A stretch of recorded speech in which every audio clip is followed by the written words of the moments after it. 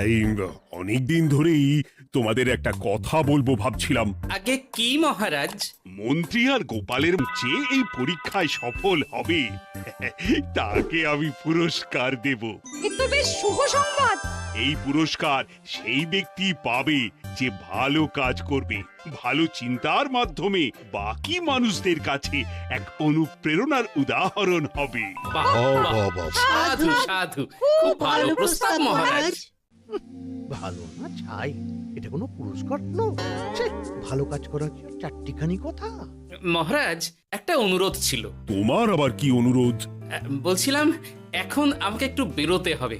আসলে আজ আমার নাতি নাতনিদের দল বাড়ি আসবে অনেক দিন পর, তাই ওই আর কি একটু গল্প আড্ডা খাওয়া দাওয়ার ব্যাপার আছে, এই আর কি। কোথাকার কোন রাজা এলো আমার? যখন ইচ্ছে আসবে, যখন ইচ্ছে যাবে, আর সেগুলো নাকি আমাদের মেনেও নিতে হবে।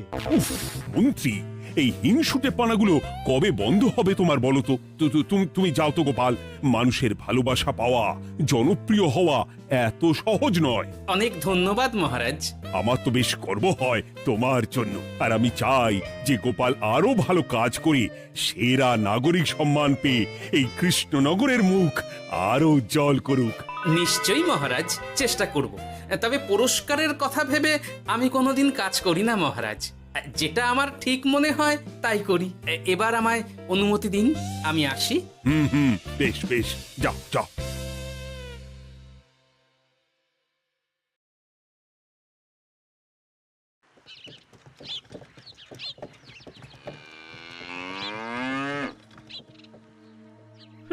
সেরা নাগরিক সম্মান সেটাও নাকি পাবে ওই গোপাল। বাবা, মহারাজের কি আদিক্ষেতা গোপালের প্রতি, দেখেও গা জ্বলে যায়। ও কি একাই আছে নাকি যে বেশি জনপ্রিয়? আমিও হব। হ্যাঁ, কি করি যাই, একটু গোপালের বাড়ি উঁকি মেরে দেখে আসি যে কি এমন মহান কাজ করে।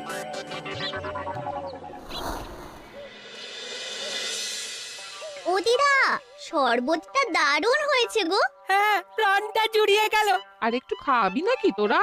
না না গিন্নি, বেশি শরবত খেলে বাকি কিছু আর খেতে পারবো না।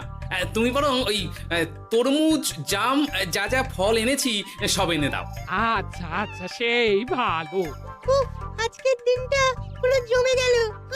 মানে কোনো তুলনা হয় না। সে আর বলতে, গোপাল দাদুর জায়গা কেউ কোনোদিনও নিতে পারবে না। কয়জন দাদুকে দেখেছে ওরা জীবনে? এসব তো আমিও খাওয়াতে পারি। বেশি বাড়াবাড়ি। এই নে সোনারা আমার, তোদের জন্যই তো তোদের দাদু এসব এনেছে। হ্যাঁ,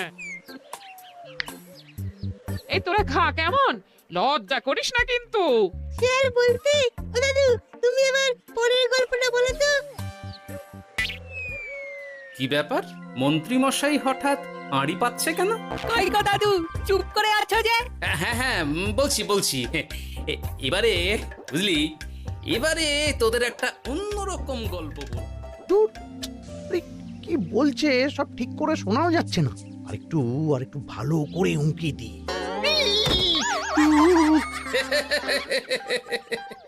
কি মন্ত্রী মশাই, ধরা পড়ে গেলেন তো? ওই জন্যই বলে অতি কৌতূহল ভালো নয়। কিসের কৌতূহল শুনি? কিসের কৌতূহল? তুমি কি ভাবছিলে যে আমি আড়ি পাচ্ছিলাম? মোটেই না। আমি একটা দরকারি জিনিস খুঁজতে ভুল করে চলে এসেছি এখানে। হ্যাঁ। আপনি কত ধরনের ভুল করতে পারেন সেসব আমার জানা আছে মন্ত্রী মশাই। এখন আমি সব আপোষ করে নিচ্ছি। এরপর এমন হবে যে লোকে তোমাকে পাপোশ করেও পুজবে না। না, কেমন যেন ঠেস মেরে কথাগুলো বলে গেলে মনে হচ্ছে। মন্ত্রী মশাই অমন করে রেগে গেলেন কেন গোপাল দাদু? আমিও তো সেটাই ভাবছি রে। যাকে সেসব বাদ দে, নে আমরা বরং গল্পে ফিরি। সেই ভালো।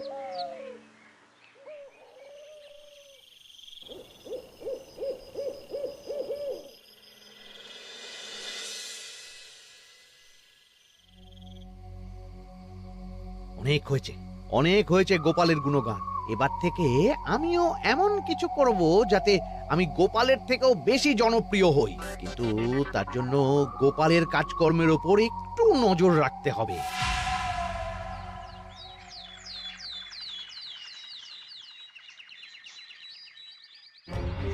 বটা ঘটা, কয়েকদিন তোদের গোপালের ওপর পুরো নজর রাখতে হবে।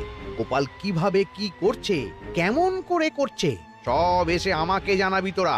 আচ্ছা মন্ত্রীমশাই, চিন্তা করবেন না। একেবারে গোপালের দিন পঞ্জিকা বানিয়ে দেব আপনাকে।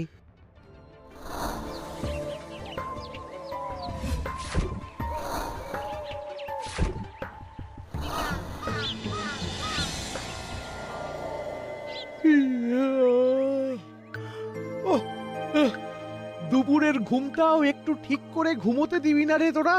কি হয়েছে বল। আগে মন্ত্রীমশাই আপনিই তো বলেছিলেন। ঠিক আছে, ওহো, বল কি হয়েছে।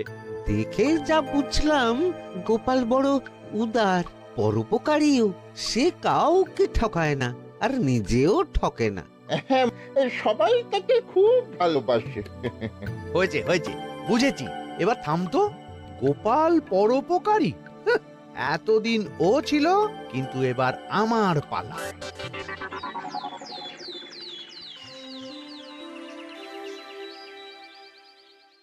মহারাজ, আমার একটা কাজ আছে, তাই আজ একটু তাড়াতাড়ি বেরোতে হবে। দয়া করে অনুমতি দিন। তোমার আবার আজ কি কাজ আছে? কেন মহারাজ, আমার কি কোনো নিজের কাজ থাকতে পারে না? আপনার যদি আমার উপর কোনো সন্দেহ থাকে, তাহলে আপনি নজর রাখতে পারেন।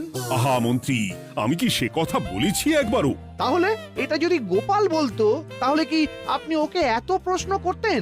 এর মধ্যে আবার আমি আসছি কোথা থেকে? দেখছেন তো মহারাজ, কেমন আগ বাড়িয়ে ঝগড়া করতে আসে। ওহো, ঠিক আছে মন্ত্রী, তুমি যাও। ও কি, আবার কি হলো? প্রণাম করছো কেন? ভালো কাজ শুরু করার আগে আপনার আশীর্বাদ নিয়ে নিলাম মহারাজ।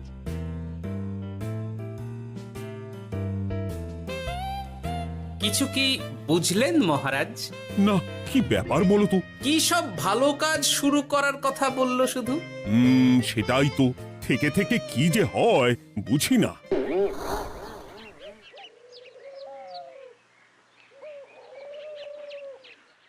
তা বলেছিলাম, সব মনে আছে তো? আজ থেকে তোদের কাজ হলো শুধু আমার গুণগান করা, লোকের কাছে আমার কাজের প্রশংসা করা। আচ্ছা মন্ত্রীমশাই। আপনি যেমন বলেছেন ঠিক তেমনটাই হবে।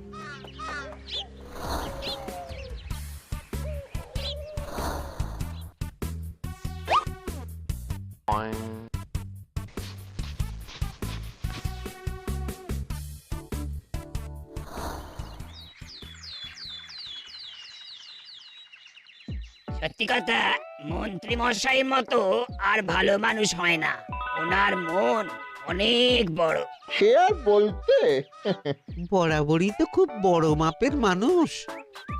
আরে আরে গোপাল দাদা, আরে কোথায় চললে? এই রাজসভায়।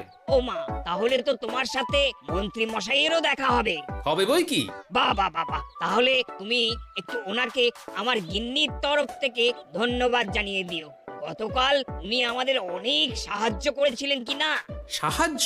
মন্ত্রী মশাই? আচ্ছা, ঠিক আছে।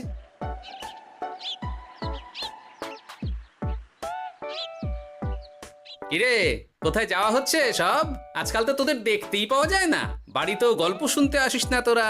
কি করে যাবো বলো তো গোপাল দাদু, সময় হয় না তো। সে কি কথা? খুব চাপ চলছে নাকি? না না, সে কথা নয়।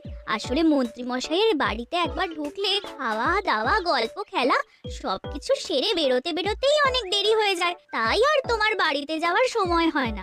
মন্ত্রী মশাইয়ের বাড়ি? ও, মন্ত্রী মশাই মনে হয় ভালোই সবার মনে জায়গা করে নিচ্ছে। যাকে ভালো কথা, সবার ভালো হলেই ভালো। তা মন্ত্রী, চারপাশ থেকে তো তোমার নামে বেশ ভালো ভালো কথাই শুনছি। খুব ভালো, খুব ভালো। এইভাবেই মানুষের পাশে থাকো সব সময়। এখন তো গোপালের থেকেও সবার মুখে তোমার নামই আগে আসে। বেশ হয়েছে, এটাই তো চাইছিলাম। গোপালকে ছাপিয়ে গেল মন্ত্রীর কাজ, সকলের মুখে তাই ওর নাম আজ। ও কি গোপাল, তুমি এত চুপচাপ কেন? সবাই এখন আমায় বেশি ভালোবাসে, এতে কি তোমার কোনো অসুবিধা হচ্ছে গোপাল? অসুবিধা? কি যে বলেন মন্ত্রী মশাই, এটা তো খুব ভালো কথা। তবে কি বলুন তো, মানুষ যত তাড়াতাড়ি মাথায় তোলে, কিছু হলে ঠিক তত তাড়াতাড়ি মাথা থেকে নামিয়ে দেয়। মানে কি বলতে চাইছো? না তেমন কিছু না, ওই নিজের জায়গাটা ধরে রাখাটাই আসল। সত্যি কথা বলেছো গোপাল, এক দুদিনে রাতারাতি কিছু অর্জন করা যায় না। যাই হোক, সভা আজ এখানেই শেষ করলাম। না এখন আর কারোরই আমাকে প্রয়োজন নেই মনে হয়। সবাই তো মন্ত্রীমশাইয়েরই জয়গান করছে, তবু যেন কেমন খটকা লাগছে আমার। ধুর, এত ভেবে কাজ নেই, ভোলা ময়রার দোকান থেকে বরং কটা রসগোল্লা কিনে নিয়ে যাই। কই গো, আমাকে গোটা 10 রসগোল্লা দাও তো। রসগোল্লা তো হবে না। কি হবে না? এই তো সামনে রাখা দেখতে পাচ্ছি। ওগুলো ওই মন্ত্রী মশাইয়ের জন্য রাখা আছে। ওগুলো ছাড়া তুমি অন্য কিছু বলো, আমি দিচ্ছি। না থাক, কিছু লাগবে না।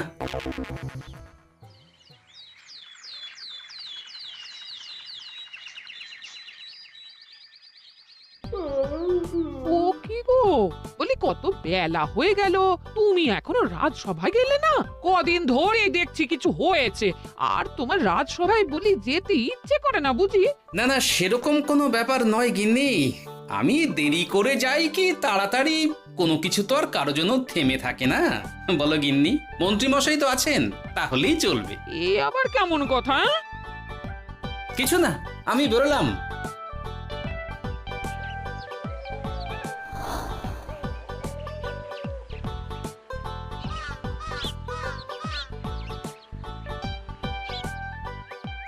কিরে, তোরা সব এখানে দাঁড়িয়ে কেন?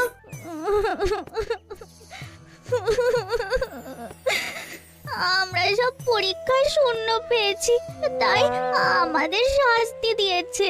আসলে আমরা এতদিন কোনো পড়াশোনা করিনি তো বাড়িতে, পুরো সময়টা শুধু ওই মন্ত্রী মশাইয়ের বাড়িতে মজা করে কাটিয়েছি, তাই এমন হয়েছে। তা নিজের ভুলটা যে বুঝতে পেরেছিস এটাই অনেক। এই কারণেই বলে নিজের কাজ নিজেকেই করতে হয়, বুঝলি? এরপর মন দিয়ে পড়াশোনা করবি, সব ঠিক হয়ে যাবে।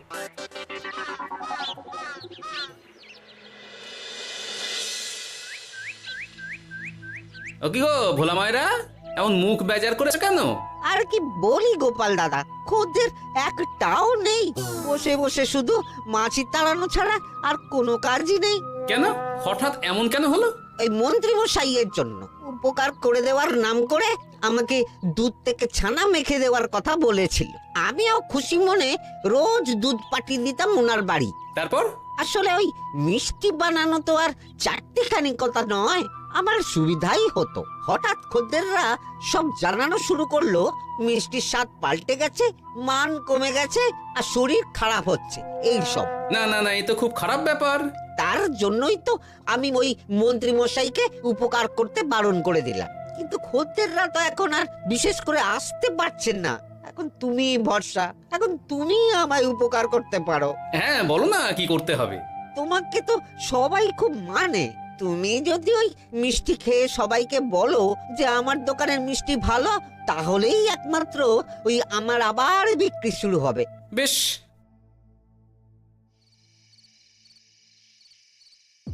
শোনো শোনো, তোমাকে না একটা কথা বলার আছে।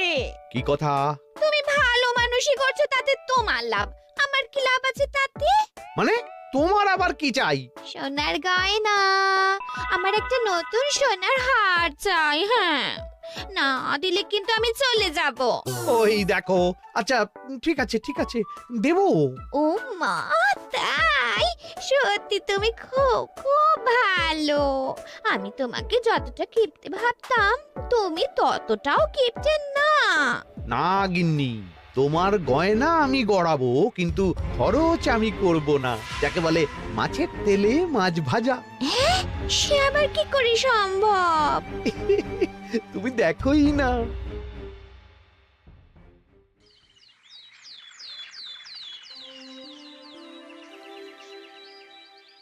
মহারাজ, আপনার কাছে একটা অনুরোধ ছিল। হ্যাঁ বলো না। এই আগামী সপ্তাহে আমি সকলকে বিনামূল্যে বস্ত্র ও খাদ্য সামগ্রী বিতরণ করতে চাই।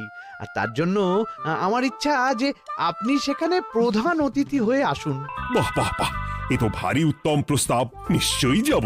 অনেক ধন্যবাদ, এই তো আমার পরম সৌভাগ্য মহারাজ। কি খুশি তাহলে? এই আর একটা কথা, মানে বুঝতেই তো পারছেন, অনেক খরচ, তাই অল্প পরিমাণ যদি মোহর মানে আপনার যেটা ভালো মনে হয়। বুঝেছি বুঝেছি, আর বলতে হবে না।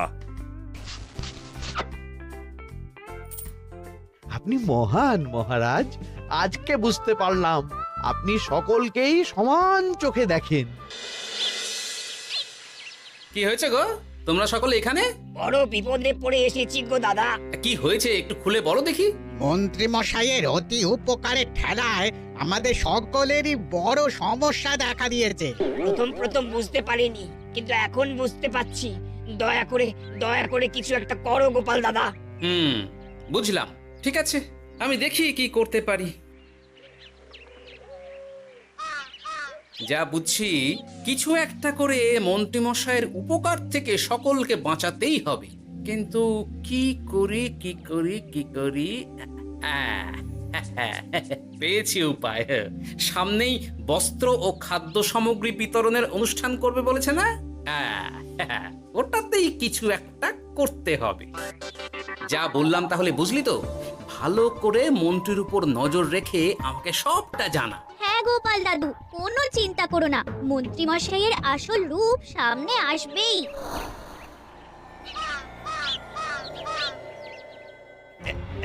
এই নে আগাম কিছু মোহর। সামনের অনুষ্ঠানের জন্য সব থেকে খারাপ মানের কাপড় ও আনাজপাতির বায়না দিয়ে আসবি। বাকি যেটুকু দাম থাকে সেটা আমি অনুষ্ঠানের দিন দিয়ে দেবো। আচ্ছা মন্ত্রী মশাই। মন্ত্রী মশাইয়ের চালাকিটা একবার দেখলি? বিতরণের নাম করে সব খারাপ জিনিসগুলো বিতরণ করার তালে আছে। খুব ভালো কাজ করেছিস। এখন বরং তোরা যা, আমাকে একটু বেরোতে হবে, বুঝলি? আচ্ছা দাদু।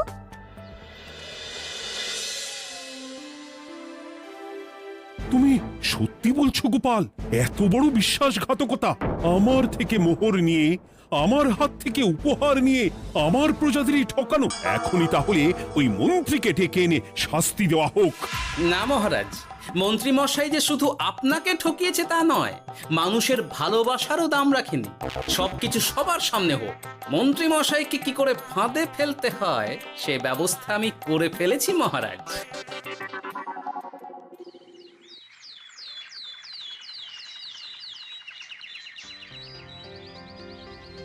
যাক বাবা, এই সুযোগে প্রচুর মোহর হাতে চলে এলো। এমনিও আমার চিন্তার কোনো ব্যাপার নেই, সব জিনিস তো মহারাজের হাত দিয়ে বিতরণ করা হবে, তাই খারাপ হলেও সবাই ভাববে মহারাজ দিয়েছে। শোন, এবার তোরা গিয়ে মন্ত্রীকে ওখান থেকে সরিয়ে আন, ততক্ষণে আমি আমার কাজটা মিটিয়ে নিই। আচ্ছা। মন্ত্রী মশাই, শিগগিরই চলুন আমাদের সাথে, মহারাজ আপনাকে ডাকছেন ওই গাছতলার ওখানে। এখন? হ্যাঁ, মহারাজ তো আপনার উপর খুব খুশি, তাই দেখে মনে হলো কোনো একটা উপহার দেবেন আপনাকে। তাই নাকি? বটেই তো আমি এক্ষুনি যাচ্ছি।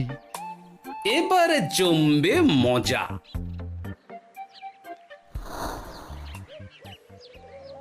কই দেখি, কেউ তো কোথাও নেই। আমাকে যে বললো মহারাজ ডাকছেন, ধুর, আমি বরং মঞ্চেই ফিরে যাই।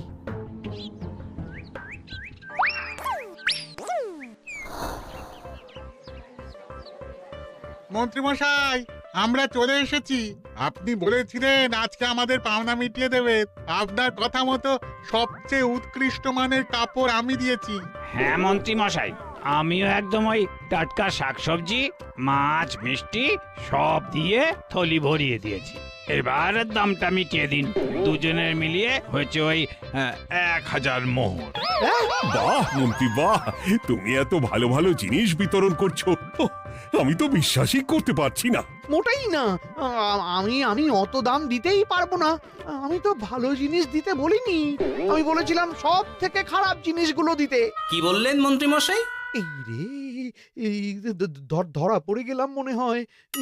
তোমার এত বড় সাহস, তুমি আমার রাজ্য থেকে এইভাবে মানুষকে ঠকাবে? আমায় ক্ষমা করে দিন মহারাজ, আমি ইচ্ছা করে এমন করিনি। আর আমি কোনো কথা শুনতে চাই না। উপকারের নাম করে তুমি আমার প্রজাদের যা অপকার করেছো সব আমি জানি। তোমাকে শাস্তি পেতেই হবে। প্রহরী, বন্দি করো মন্ত্রীকে। মহারাজ আর হবে না, আর হবে না মহারাজ, আর হবে না। ওই জন্যই বলে যেমন কর্ম তেমন ফল।